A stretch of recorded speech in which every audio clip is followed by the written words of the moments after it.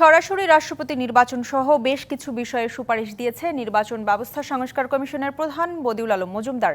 Electronic মিডিয়ার সম্পাদকদের বৈঠকে না ভোটের বিধান রাখার পাশাপাশি বিনা প্রতিদ্বন্দ্বিতায় নির্বাচিত হওয়ার সুযোগ না রাখা এবং অর্থের উৎসের স্বচ্ছতা নিশ্চিতের তাগিদ দেন তিনি। আর প্রয়োজনীয় সংস্কার শেষে জাতীয় নির্বাচনের আগে স্থানীয় সরকার নির্বাচনে জোর দেন সংস্কার কমিশনের আরেক সদস্য ডক্টর তোফায়েল আহমেদ।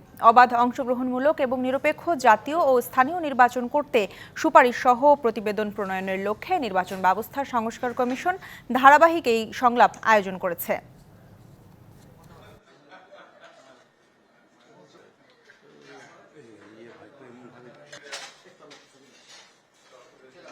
এখন এত সংস্কার হচ্ছে, এইগুলোকে সংস্কারটা শেষ না করে যদি আমরা স্থানীয় নির্বাচনে যাই তাহলে কিন্তু সংস্কারটা ঝুলে যাবে।